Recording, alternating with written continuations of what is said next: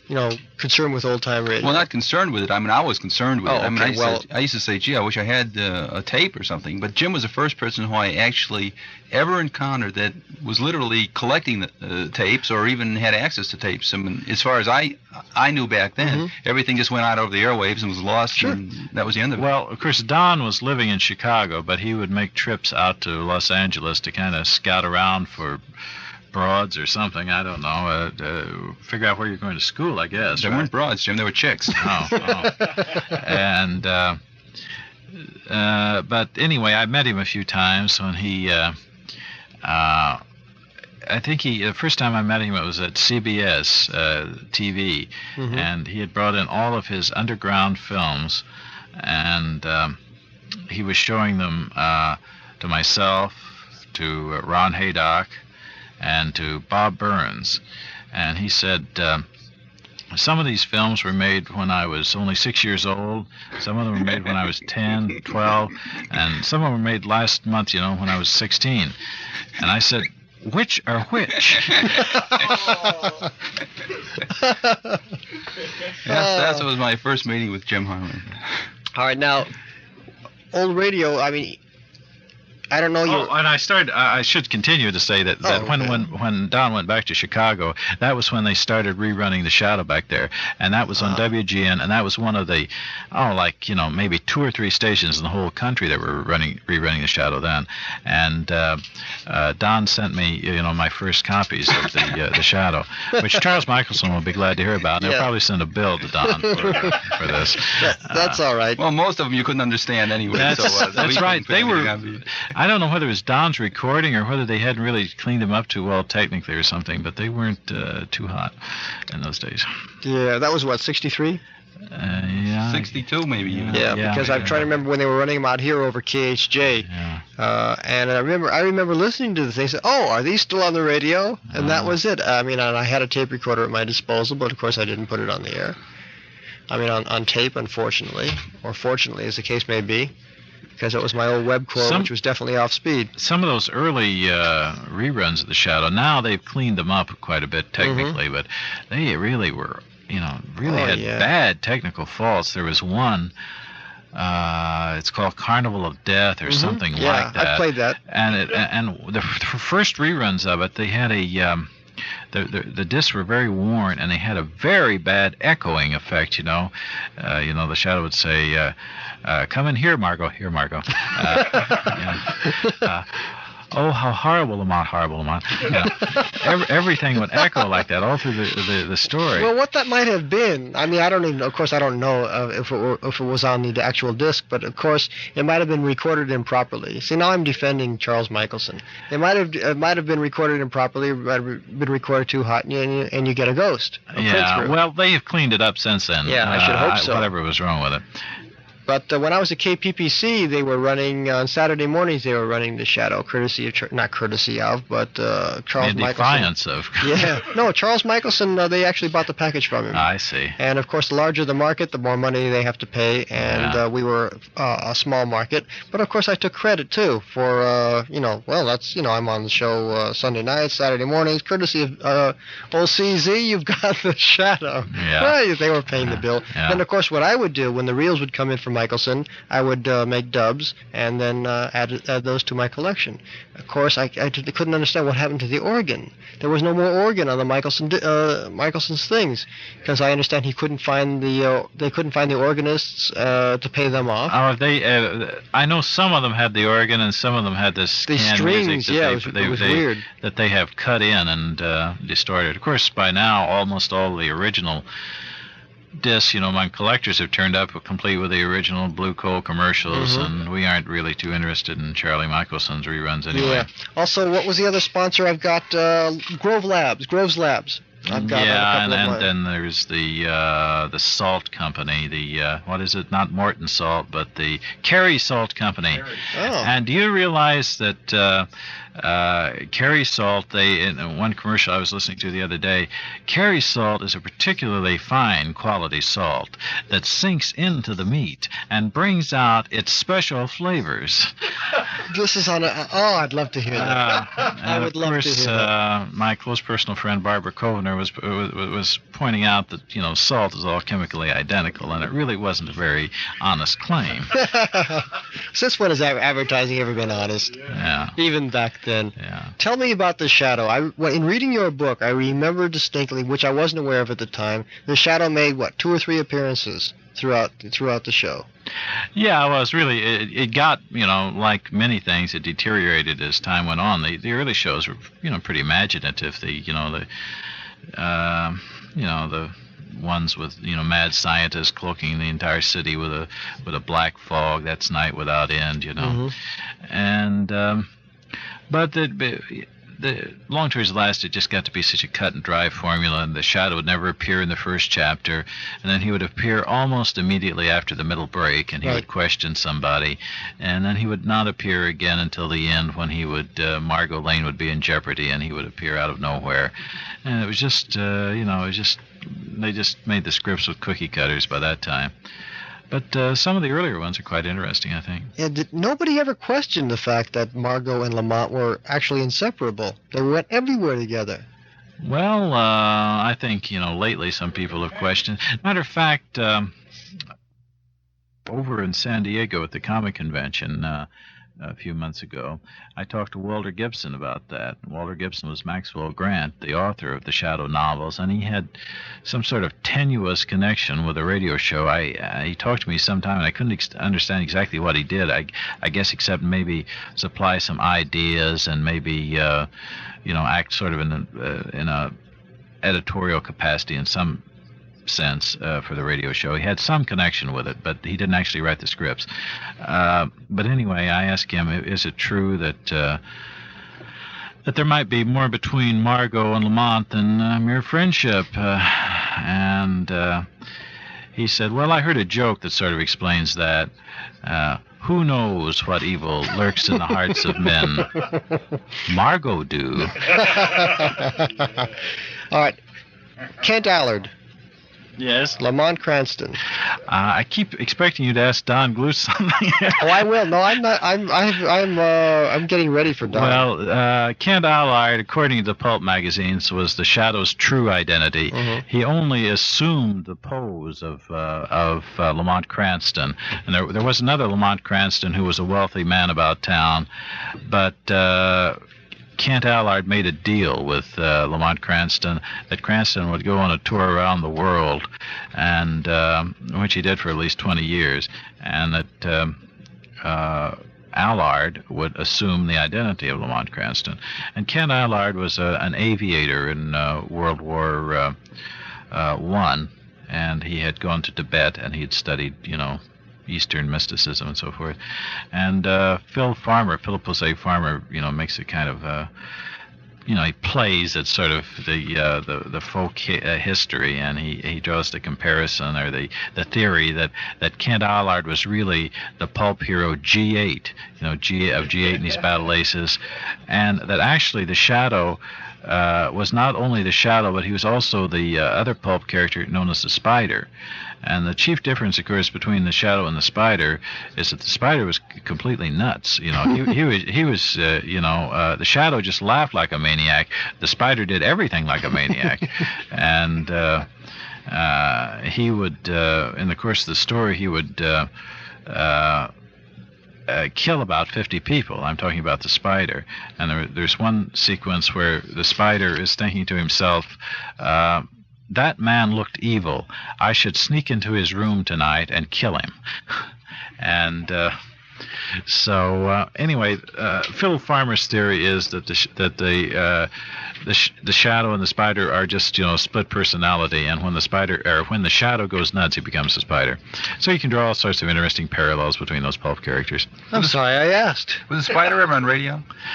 Not to my knowledge, but there were so many radio stations and syndicated shows and everything, it might have been. Mm-hmm. Okay, listen, I got an idea, guys.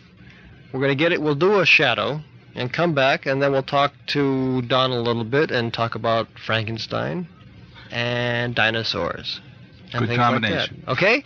So this is a shadow I got ready to go here. It is entitled The Comic Strip Killer. I don't have a date with me, and I know somebody out there, one of you listeners, has a whole sheet of shadow shows. Please do phone us and let us know the date on this. And I believe it's Brett Morrison, so that'll take us, around after 45 or 48. No, after 45, I think, is when he got cooking. So let's listen to, if you will. Oh, you got it there? Good. Let's listen to The Shadow and the Comic Strip Killer.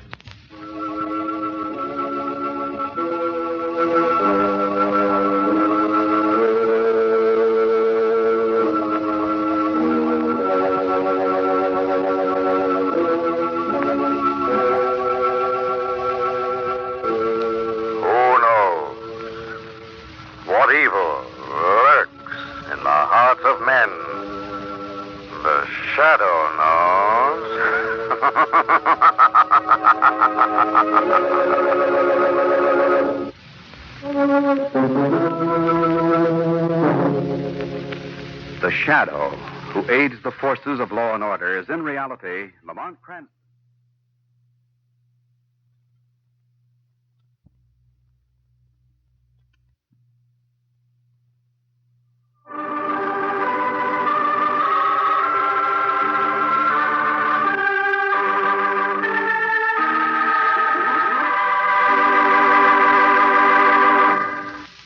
The weed of crime bears bitter fruit. Crime does not pay.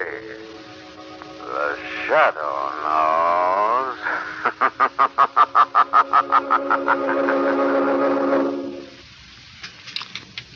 The Shadow. Nobody called in with a date on that. That was Brett Morrison, The Shadow, the comic strip killer. I chose that particular show because of Don Glut and because of the comic strip thing. And Jim, you're just going to have to suffer listening to that one. Well, I enjoyed it. I've heard it before. Yeah, well, it's nice. I haven't heard that in a long time. One thing I liked about the Shadow shows, I mean, how could it? Well, one thing I should say I didn't understand. Obviously, it was popular, but how the hell did it remain so popular with such absurd storylines? I mean, they were, as compared to something like Suspense or something that really holds up well today.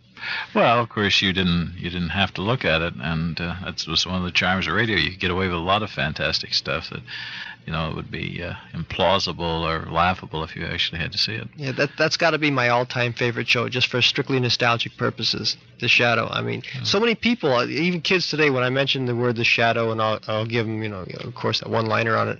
And they know the one-liner, but they never heard the Shadow show. Yeah, it's become part of the idiom.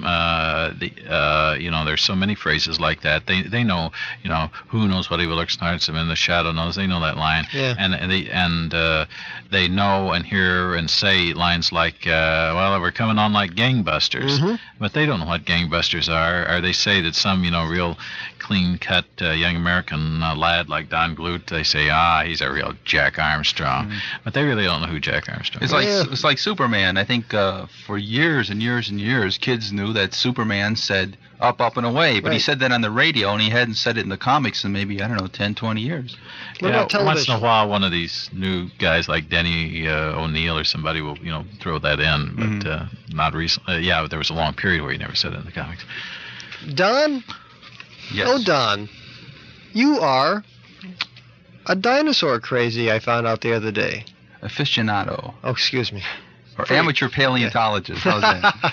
I mean, that comic book came out about dinosaurs that Kirby wrote and drew, and you actually bought one. I bought the second issue also. There was a second issue? There's a second issue out right now, yeah. How many issues do you give it? I don't know. Probably until the end of the series. Well, how did you arrive at this what's the word I'm searching for? I'm thinking of love for dinosaurs or dinosaurs. The two greatest, there are a number of origins I have for my interest in dinosaurs, but I think the two main ingredients. We were going out to Indiana or Starved Rock or somewhere like that from Chicago, and I bought the first issue of a comic book. This would be in 1953, I believe, called Tor. Tor was a Joe Kubert comic set in the prehistoric world, and this totally overwhelmed me. I thought this was so great. And on the way back from this trip, which is I think a weekend trip, during which I'd read this comic over and over and over again, we saw The Beast from 20,000 Fathoms, which was a Ray Harryhausen picture in which a dinosaur, a totally imaginary dinosaur, which never existed, wrecked New York City. And these two things are really what got me interested in dinosaurs. Of course, there were other things, of seeing pictures in encyclopedias of Charles Knight paintings and that sort of thing, and skeletons in museums. But those were the two things that really kicked it off. Yeah, I liked the Tyrannosaurus Rex. That was my favorite, but that was it. I mean, I liked the lines of the little beast, and it's the history of it. But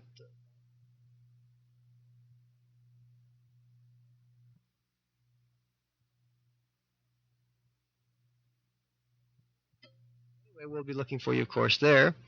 And unfortunately, we were running out of time, and I was planning to try and time everything well, so super preparation so that we could wind up with Frankenstein, Suspense's version of Frankenstein that I brought with me. However, because we don't have enough time, I'll bring it next week. Well, what we should have brought is the mini drama version that Don and I did some years ago. Oh yeah, you should have. Oh yeah, that was. Well, at least we could have got one complete installment. We did it in several installments. Each one ran about 3 minutes. This was Frankenstein? Did it in 4 parts. Yeah, I'd love to have heard that. Yeah. And I think Jim played Dr. Frankenstein. Who played the monster? Zeke Lapine. The late Zeke Lapine. I thought you played the monster. In one. Only in one. Oh. Do a monster. I just talk like this. That was the monster? Do the Karloff growl. You have to shake your fist when you do that. That's good. What have I created? What stands before me? What form is this? The cold face, the skin like parchment, the eyes like dried raisins. Oh, my Creator, what have I done in your name? I'm expecting. No, that's your cue for the growl. Well, I already did the growl. That's great. Oh, what else can we talk about? Tell me. What are you? Well, Jim, what are you doing now? Well, I have a book that I'm sort of collaborating with a man named Richard O'Brien on. It's called the Toy Price Guide, and of course my particular contribution will be about radio premiums. The rings, the badges, all the little toys that you send in a box top for. I'm sure you know, but there's a lot of young dummies out there and they don't know. And wait a minute now, you're talking about my young dummy fans. Yeah. So anyway, it will not only tell the prices of all these things, have pictures of them, and tell a little bit how we used them. We'd copy down the secret message from Captain Midnight. The announcer would say, first word, 7, 9, 14, 13, second word, 21, 27, so forth and so on. And you write it all down, and it said, drink Ovaltine every day. Except that's a joke, because it didn't really say that on Captain Midnight. It was always a clue about the next day's story. As a matter of fact, there's one involving a dinosaur. And at the end of the program, they give you this code message, and the question they ask is, how does Captain Midnight escape the... they give some brontosaurus or pteranodon. I believe it's called a pteranodon. And the answer to the code message, since I happen to have the proper codograph, is climbs a tree. Is that a good way to escape from a pteranodon? Well, no, because the pteranodon flies. Oh, well. So that's probably, it should have been jumped down from the tree. Oh. No, they couldn't do that. There wasn't enough letters. That's funny. I never had a codograph. I don't think I was aware of the codograph, although I used to listen to, what were we talking about? Captain Midnight. I remember, of course, listening to him, but... Well, Well, I don't know. They had photographs almost up to the end. They had it on television also. I guess I just never much paid any either. My mother said, no, you can't have the dime for that. Yeah, it didn't cost a dime. Didn't cost anything. Oh, you had to send an Ovaltine. I hated Ovaltine. Yeah. That's what that must have been what it was. Well, why else would they have all these shows, advertising Ovaltine and Ralston? Yeah, this stuff is all just horrible stuff. That's the only way they could get kids to take it. All the food I hated. I hardly had any premiums, come to think. Or else I would convince my mother to buy, like, Kellogg's Pep. Mm-hmm. And, of course, I would immediately rip off the top and send the thing in and never eat the cereal. Kellogg's Pep tasted like straw that had been used by a horse. But that tasted better than the Kellogg's Pep. The box tasted better. I liked Kellogg's Pep when I was a kid. And look what you grew up to be. I liked Ovaltine. You're weird. Well, a man who likes Ovaltine and Kellogg's Pep is going to grow up to write comic book stories. Right. I even liked the non-chocolatey Ovaltine. I didn't know there was such a thing. The vanilla Ovaltine or whatever that was. That was the drink of Swiss mountain climbers. Mm-hmm. See, I drank Nestle's. It tasted better, and it was also sponsored. They sponsored Space Patrol. Yeah, right? Yeah. So, that had to be a much better. Did you happen to watch ABC's thing, 4 Hour Sunday, that brief clip they had of Space Patrol? I didn't see that part of it. Yeah, they just had that, the model with they used cigarette smoke or something like that to go across for the city of Terra. And I was sure they were going to show more than just a brief clip. That's too bad that they didn't. Well, yeah, it was a pretty bad show with meaningless clips, and it's. They never show you what you. They never show you what you want to see. I've sat through so many of those television anniversary shows, and all the things you want to see are about 2 seconds, and then they put on 4 hours of roots that you've seen anyway. Yeah, I saw the Channel 5 thing that was done. I enjoyed that. Did you see that? Local television. Yes. Yeah, I saw that. That was entertaining. I thought the very first one that the NBC did, they've done so many, but the very first one, the one that ran 5 hours, I thought that was pretty intelligently put together. But most of the others have been pretty awful. And the recent ones that they've done, like a Closer Look, the first 50 years of Closer Look, right. They're all produced by Greg Garrison, and all he does is use clips from his own shows and pays himself money for them. Don, what are you doing now? Well, I have 2 books coming out. I have a book called Classic Movie Monsters, which is the 9 big monsters, excluding Dracula and Frankenstein, because I've already done books on them. This would be the Wolfman, Jekyll and Hyde, King Kong, Godzilla, that sort of thing. And then I wrote a book some years back called The Dinosaur Dictionary, and I just extensively revised and rewrote that book. It's like it's going to be almost a new book. It's called The New Dinosaur Dictionary. It should be coming out in about 9 months to a year. And doing a lot of comic books for the Marvel Comics Group. And as a writer for, say, you seem to be working exclusively. You're freelance, but you seem to be working exclusively for Marvel. Is it cricket, say, to write, say, for Marvel and DC? Or? Well, it's the kind of thing you can. I don't have a contract with them, and I have a story coming out in the DC book in the next month or so in House of Mystery, but the companies frown on that because they figure the writer especially on an adventure strip, because the writer determines the direction of the storyline. And so like an artist can get away with working or drawing for all the companies, where a writer would have more difficulties. And they frown on that, and it might hamper your getting more work in the future. So presently I'm doing most, or quotes all, unquote, my work for the Marvel Group. Do they give you assignments, or do you write on spec, or how does that work? Well, you get on a title, like the What If. I was doing Captain America as fill-in issues for a while, and so I would just, while I was writing the book, I was just directing it the way I wanted to direct it, and also the Cull the Destroyer, which is a Conan type of book. On the What If, which I don't write every issue of, I just come up with an idea and I submit something, and so I've done a number of the What If books. Too much. You guys are just too much. Both of you guys, in this weather especially, I really appreciate you both coming down and going on radio, listening to it. How much are we being paid for this, Harvey? Same as me. That much? That much. Oh, well, Jesus. You won't have to work for at least for another day. I mean, that'll last you for the rest of your life if you die tonight. Yeah. But anyway, really, I really appreciate it. I'm so glad you guys came down here, and of course I'm going to see both of you Sunday over at the Passport Bookshop, beginning at 11 o'clock. And I will sell autographs for 5 cents if anybody wants mine. Don's are 3 for 50 cents. I want to stand around and watch. Yeah. I mean, I get off that way.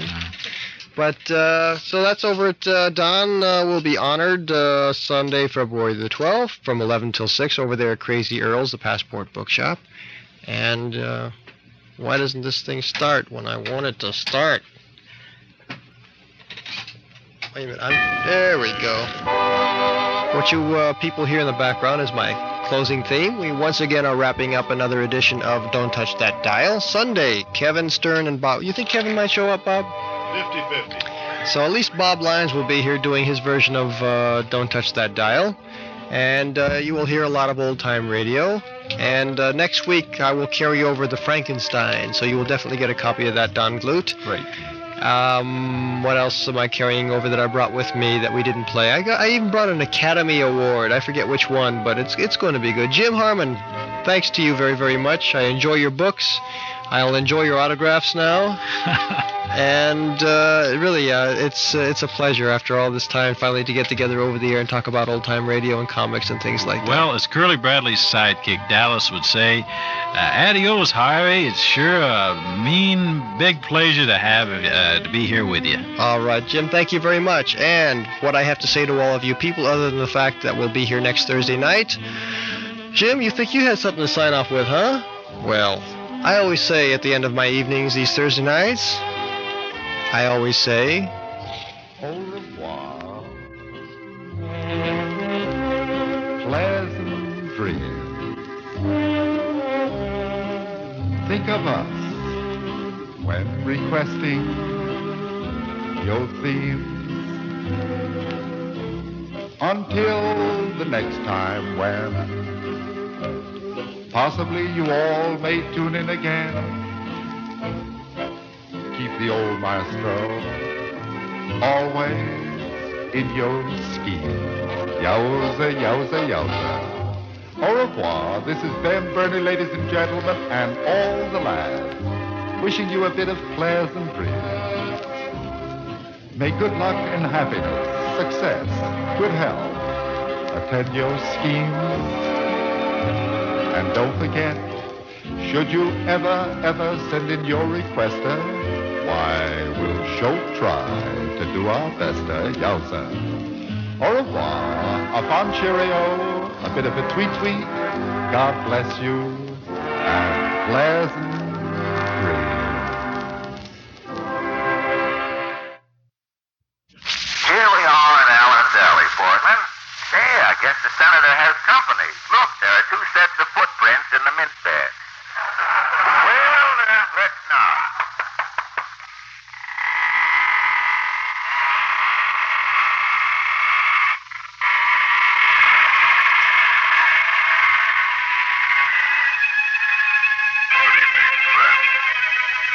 This is your host of the inner sanctum inviting you in through the creaking door. Ghost stories, weird stories, and murders too. The hermit knows of them all.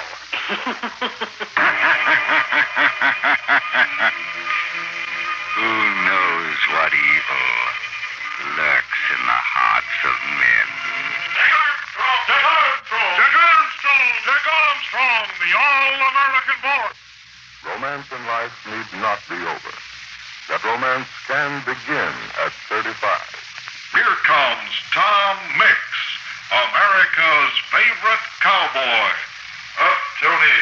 Up, and away!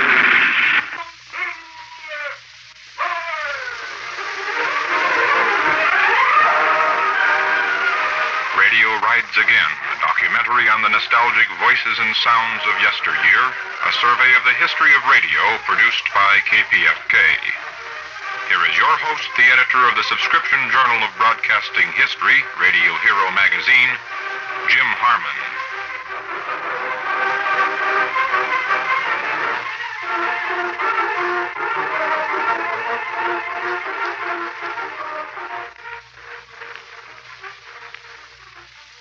Hello, this is Jim Harmon speaking to you from Radioland. This time on Radio Rides Again, we're going to sample 5 programs, 4 of which have been on television. being perilously close to 30 years of age, I can remember way back before the advent of video. In those days of the dim red dawn of history, people eagerly awaited the coming of all of their favorites to the screen. Wasn't it going to be great to actually see Amos and Andy and Fred Allen and Superman? We found out how great it was. Radio was a kind of friendly hokum. Nobody looked for the strings on Santa Claus' beard or on the Lone Ranger's mask. But that kind of hokum couldn't stand up under the relentless eye of the low-budget TV camera. We just didn't know how well off we were. I am awaiting confidently the presidential declaration of television as a national disaster area. Jim, that was from April 4th, 1965. I had no idea what was on there. Bob Lyons brought it here. Yeah, obviously that was a show I did on KPFK about 15 years ago, huh? You know what's kind of neat about that? It sounds like old radio. Yeah, well, I've been accused of talking like an old radio announcer. So anything I do sounds old. Ladies and gentlemen, by way of introduction through that old tape that Bob brought in, I have with me JHarmon, whom I've had the pleasure of meeting on and off these last few years through the old Pacific Pioneer luncheons and things over at Spurdvac and bumping into comic book stores lately. All right. And Jim, among other than hosting a radio show at KPFK, which I didn't know about, has authored... that was the trouble. Nobody else knew about it either. Well, that's all right. Bob does it now over at KPFK, and nobody knows he's on the air either. So what the heck. But among writing many science fiction stories, you have written a book, 2 books which I purchased some time ago before I met you, The Great Radio Heroes, The Great Radio Comedians, let's see, The Nostalgia Catalog, which was one of my favorite. And you co-authored that with DGlut, right? No, not the catalog, but the movie serials. Movie serials, okay, right? That's what it was. Okay.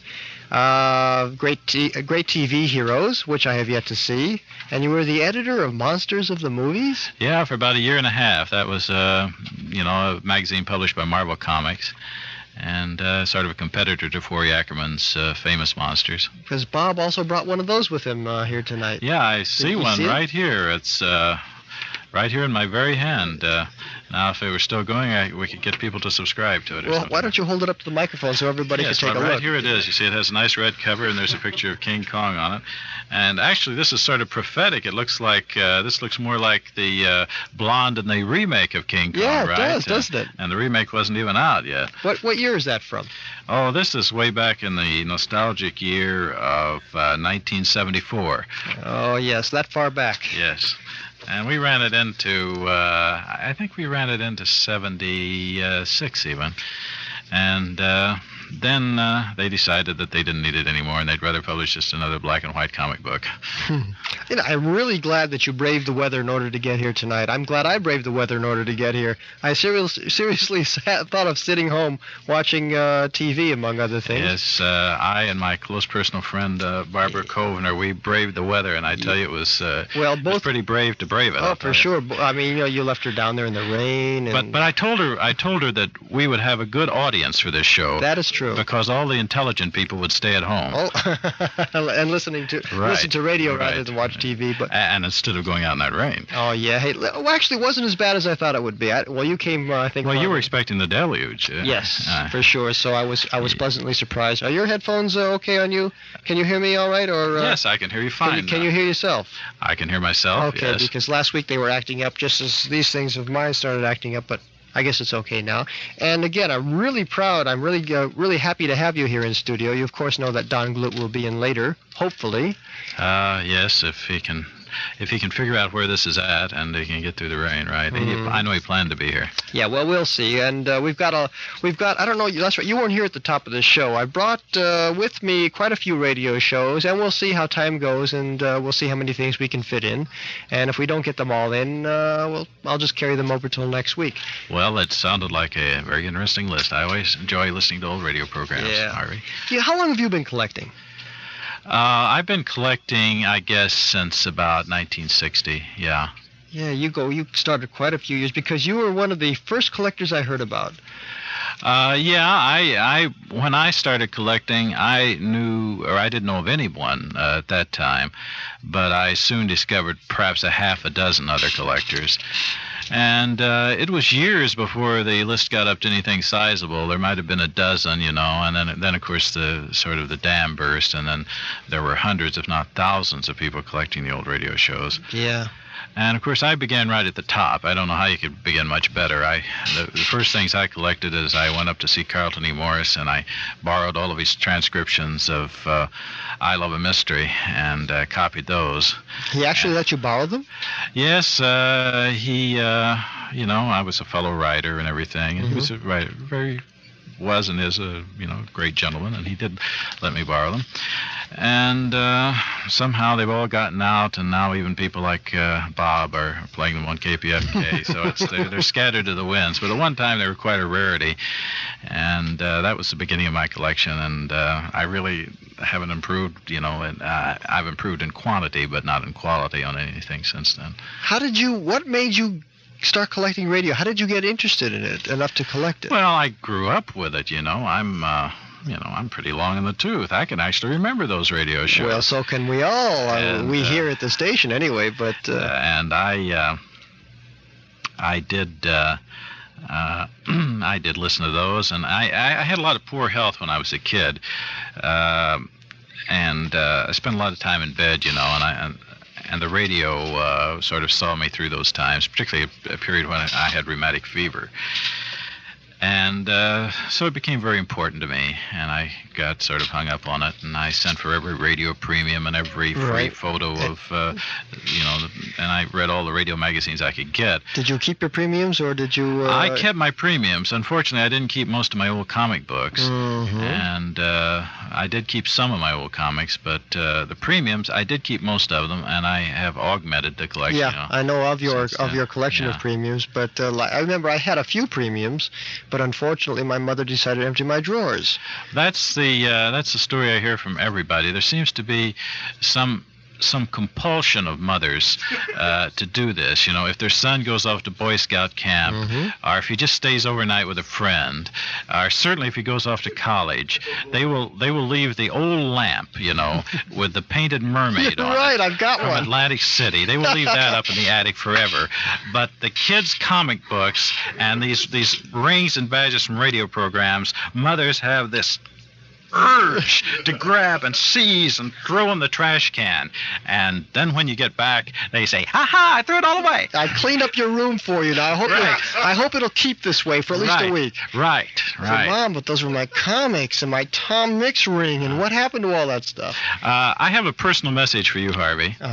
Can we say it on the air? Yes. My future stepdaughter is being babysat tonight by Diane Mankoff. You gotta be kidding. No. Are they listening? I hope so. Oh, Diane was my first love. Yeah. For those of you who want to be bored, I can tell you the whole story, but I'm not going to go. I went into that, I think, one time here on the show where I was getting very nostalgic about my old girlfriends. Oh, Diane, call me here if you're listening. 885... No, wait, what's the number here, Bob? 885-KCSN. Yes, 885-KCSN. Anyway, no, what I meant by what made you collect old radio, in other words, other than the fact that you grew up with it, like, all of a sudden, I mean, you just didn't say, I'm going to go collect radio.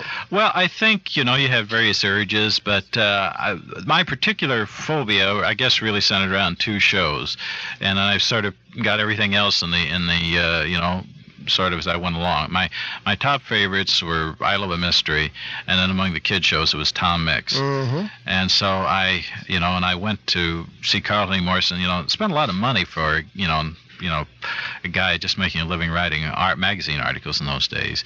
And, I had to go up several times, and we had to go through his barn, and it was I spent hundreds of dollars, just borrowing those discs and taping them and returning them. But that was my big phobia, and that's not phobia, that's a fear, isn't it? A big fixation, anyway, I had on I Love a Mystery. And I got everything I could of it.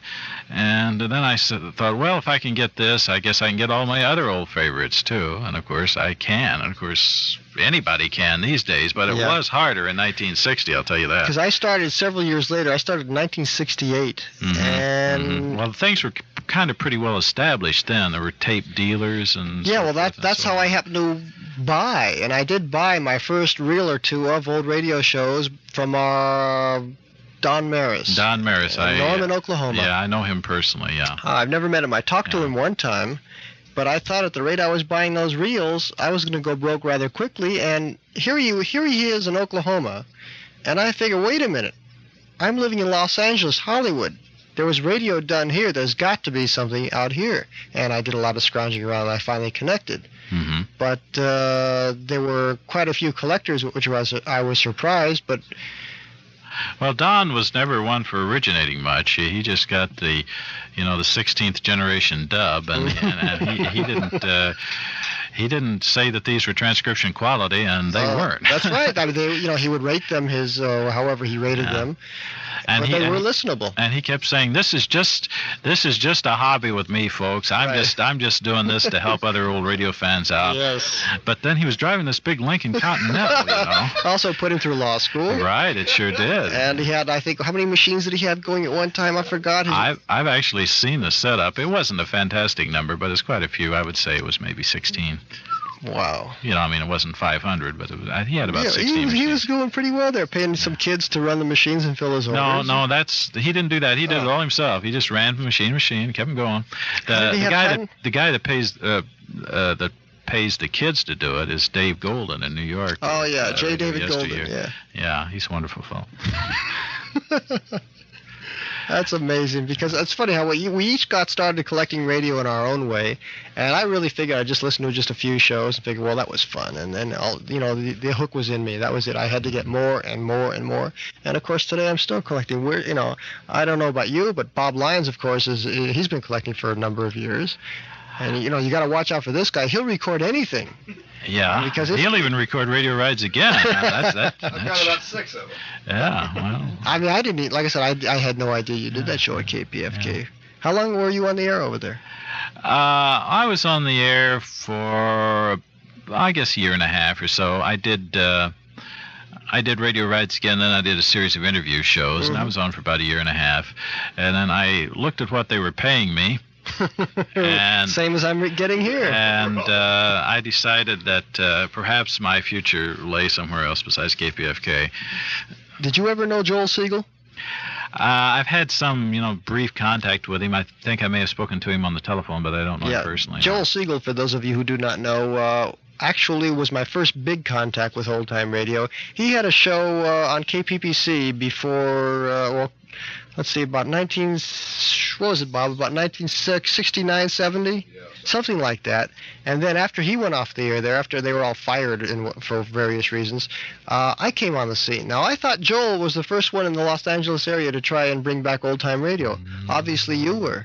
No, it was me.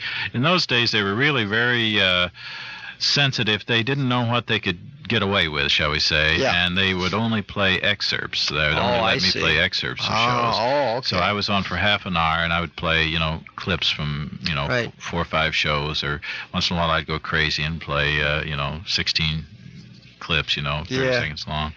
And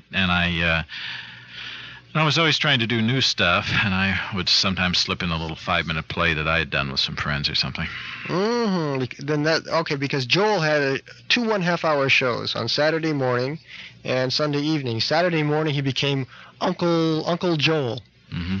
Excuse me. And Sunday nights he became Uncle Noel, where he played the mysteries. Mm-hmm. And in their entirety, he just briefly would introduce the show, I believe, and quickly pop off. Yeah, and then, of course, there was another character called Cousin Zeno. Yeah, was a weird the infamous Cousin Zeno. But I played the weirdest character of all. I played the part of JHarmon.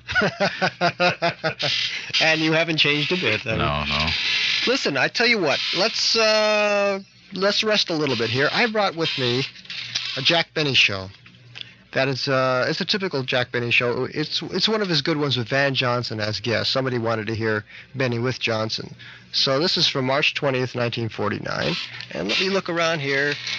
Where are we queued up? On the first machine there? All right, why don't I just get this all gussied up here. And what do you say, Jim? We listen to this, and we'll come back. We'll talk about some more old-time radio. Sounds like a great idea to me. That's a cue if I ever heard one. The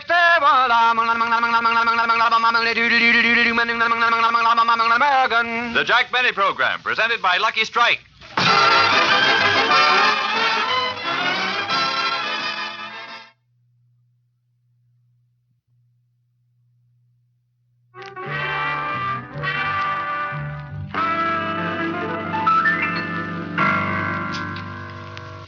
Okay. Oh, why can't I hear myself? That was Erskine Hawkins on the piano. You can't hear it either? I know we're on the air. Why can't, excuse me, folks, we're having, experiencing, there we go, okay. But we were going over the air. Can you hear me now, Jim? Yes. Okay, that was Erskine Hawkins, as I was starting to say, on the piano. And there he is, a wet Don Glut just walked in, everybody. And for those of you who have been with us, we've been talking to Mr. Jim Harmon, and Bob Lyons was nice enough to go downstairs in that wet and bail Don Glut out of a. Well, you were really trapped there, weren't you, Don? I'm still trapped. Okay, listen, you get yourself comfortable here, and let me just carry on a little bit with Jim, and you just get set up, and we haven't even begun to tap Frankenstein or dinosaurs and things. Well, we like had that. Fu Manchu on. Yes, we had Fu Manchu. You missed Fu Manchu. Anyway, he can't hear me. Okay, Jim. We used to say many men smoke, but Fu Manchu. I'm glad I brought this gentleman over here tonight. Anyway, Jim Harmon. You remember, Bob, I'm sorry, Harvey, you remember that I said that my favorite radio show, next maybe to I Love a Mystery, was Tom Mix? Mm-hmm. Do you ever wonder whatever happened to Curly Bradley, who used to play Tom Mix? As a matter of fact, without the setup line, yes, I've always wondered what happened to Curly Bradley. Well, Curly sort of got another line of work, and he's dropped out of show business for like 20 years, and I didn't know for sure that he wasn't even riding that great range in the sky somewhere. Right. But he is not. He is still with us, and he's in pretty good health, and I think he still has a lot of talent. And since Tom Mix, as played by Curly Bradley, was such a favorite of mine, it's been about a couple of years ago. I got together a cast of radio actors, and well, actually, they weren't all radio actors. Some of them were movie actors, and so there's a lot of styles working in that production. But we did a whole new series of Curly Bradley shows, which are rather similar to the Tom Mix shows. And I had one on with Frank Brzee the other night. We did the show, and I did a little interview with him, and he did a slightly condensed played a slightly condensed one of our Curly Bradley shows, and I think I may be having the whole series on the American Forces Network. Oh, great. Working on that. And, selling a few other places. And but an exclusive preview in the Los Angeles area is this excerpt that I brought with me, sort of a condensed little mini drama. Don Glut will remember mini dramas. That was another show that we did that was a wonderful success. We did a version of War and Peace that ran 3 minutes. That was a real mini drama. Yes. But anyway, this new series is stars Curly Bradley, Tom Mix of radio, and Kirk Allen, the original Superman of the movies, and he played a lot of parts on radio too, on Portia Faces Live and soap operas and things. He's in it. He plays the aviator Sam Hawk, and I'm in it. I play the sidekick Dallas, and I think anybody that used to like any of the old radio shows, which are a little fantastic. Remember, the old westerns were a little fantastic. They had airplanes and automobiles in the same era with rustlers and people on horseback. But I think anybody that liked the old Tom Mix show or any of those other western dramas like that would like our new show of Curly Bradley, U.S. Marshal. Oh, right. If that's a cue, if I ever heard one, as I'm doing here. And, okay, Mark, you about ready to go on that? Let's listen to this excerpt from, what would you call it, the Curly Bradley Show? Well, it's called Curly Bradley, U.S. Marshal. Okay. Curly Bradley, U.S. Marshal, and the mystery of the flaming forest. Fire, a red world gone mad. Great trees, monarchs of the forest, flare up like matches in the hand of the raging giant called Fire. Before the running, dancing giant, the animals flee by the hundreds. Flights of birds, owls, sparrows, crows, bears lope toward the safety of a twisting mountain stream. Majestic deer seem to fly like dancers in this ballet of destruction. A proud lone cougar pads softly away from an enemy even he cannot face. A forest fire. And into this scene from hell rides one lone figure astride a fleet sorrel horse. Water-soaked blankets have been thrown over the shoulders of both man and horse. A wet kerchief covers the face of the man, Dallas, and another is over the eyes of the horse. Curly Bradley's horse, Junior. Keep going, Junior boy. Curly's up ahead. We're going to Curly. You wouldn't want to see this one anyway. Just trust me. Keep going. The heat's not too bad. Well, maybe it is bad. But we can take it. Go on, Junior. That tree, all ablaze and coming right down on us. Go, Junior, go. It's no time to pick babies down.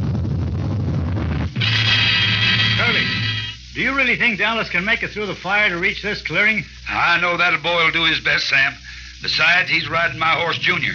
Junior's never let me down yet. But man and horse, they are only flesh and bone. Flesh and bone against that raging fire all around us? They are something more than flesh and bone, Sam. They both have spirit. How many times have you seen spirit triumph over heart? I think, yes, there is a way we can save Junior. A way to save that horse? Well, what can we do? Oh, no. It's too late. Too late. Come on, Deputy. Let's get over there. Don't you see? See what? He's still standing. Junior, well, he's still standing. He is. Curly, you didn't... I tried, Dallas. I fired, but my aim wasn't so good. I couldn't see him so clear. Listen, Curly. There's a way we can give Junior a chance for his life. The same way he gave us a chance. A chance? That's all you'd ask for, isn't it, son? A chance. You know, men, he's a fighter.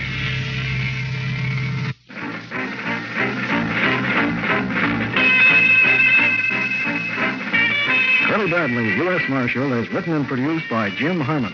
Associate producer Ron Haydock. Curly Bradley is played by Curly Bradley in person. Ringo by George DeNorman. Dallas by Jim Harmon. The cast included Kirk Allen as Sam. This feature is copyrighted. Unauthorized use is a prosecutable offense. This is Richard Gullah speaking from Hollywood. That was interesting. Yeah, well, you didn't say it was good, but at least it was interesting. I'd love to listen to Kirk Allen. Yeah, I like Kirk. He played the aviator, the guy that thought of a way to save the horse. Yeah, and of course, Curly Bradley's voice is exactly as it was 30 years ago. Well, it's close, yeah. He's gotten a little older like everybody else, but he's still very good, you know. And when he was doing that scene of the horse, he's going to have to kill the horse and everything, and radio is powerful, but it is somehow more powerful to actually be there. And he had people in the studio actually in tears, including Kirk Allen. Kirk was, of course, Kirk cries at weddings and, on funerals and everything.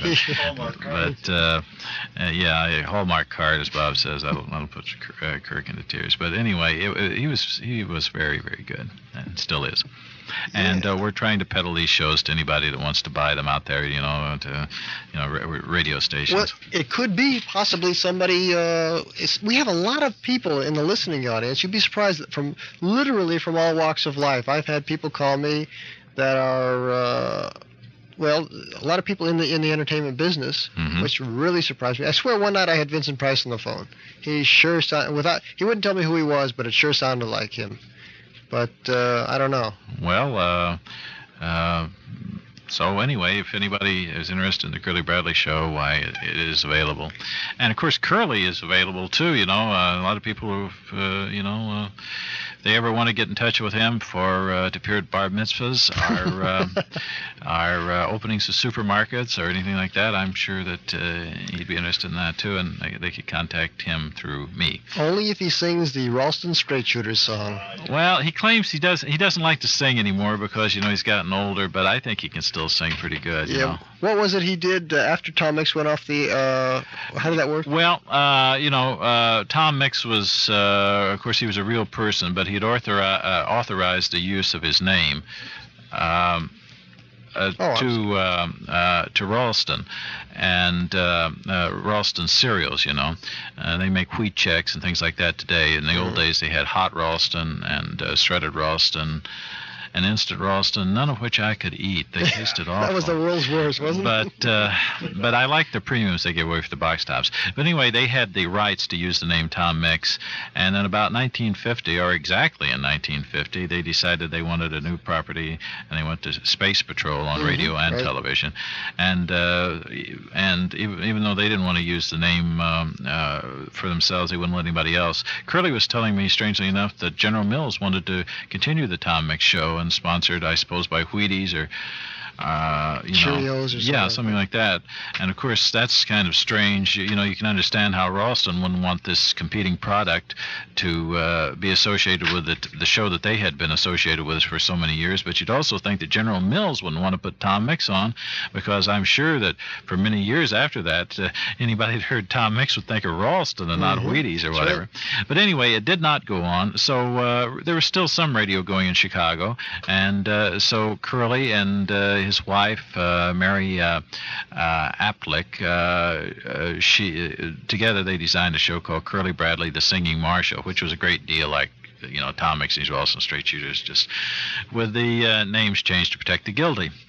And Tom Mix became just Curly Bradley, and Sheriff Mike Shaw, the sidekick, he became Red Rivers, and Forey Lewis, dear old Forey Lewis, who passed on just within the past few months at a very ripe age after a very full life. He played Wash and Doc Green, and instead of Wash, he played another I'm afraid Negro stereotype called Positive Jackson, but he did it with so much charm that it really wasn't objectionable in my opinion.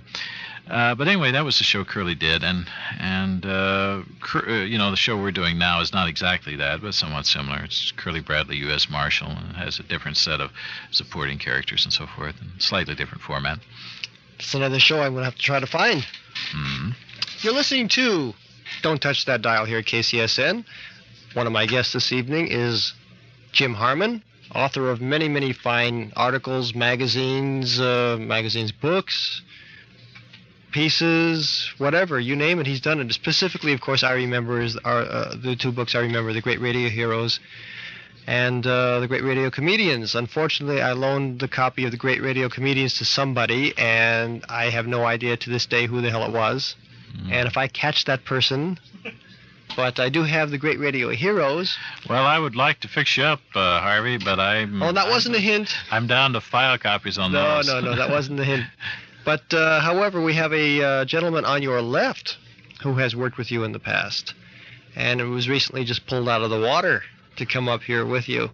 Don't remind me. Well, let me just turn on the microphone for you. Okay, now if you will just take it down and just swivel it towards your... There you go. That's it. Now you're on. Can you hear yourself? Not through the earphones, I can't. That's okay. Don't worry about it. You're coming through loud and clear. Can you hear me? Fine. Good. So this is all live and on the air, folks. And Don Glut, for those of you who are not familiar with that name either, Don is also a writer. And he has done a lot of things for comic books. That's how I came in contact with him.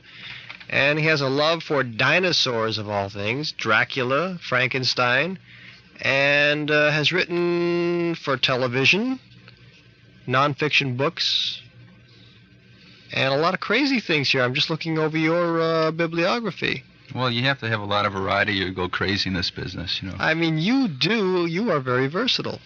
I mean, you just don't stick with one subject. I mean, is it mostly comics you write, or? Well, comics. Actually, I guess that really makes the house payments, and that pays for the food and everything. And I get most of my enjoyment out of writing comics, but I read a lot of other things. When the television season opens, I try to do some television shows. Yeah, I've noticed you've done what, Shazam? Yeah, I did Shazam, mostly cartoons. Yeah, Tarzan, Dynamut. Dynamut? Dynamut, Dog Wonder. Sort of the $6 million dog is what it is. How do you... You don't watch TV on Sunday. No, my daughter used to, but I don't think she would do it anymore. Hey, listen, I know the guy who's done some stuff for Dynamut here. I mean, Batman and Robin, Rocket Man Flies Again. This is all television. No, those what the titles you just mentioned were what were made as that's amateur a picture. films. That's a picture, yeah. Right. Then back in the 60s, they were called underground films. Then they were called experimental films. Now they're called independent films. Yes. Oh.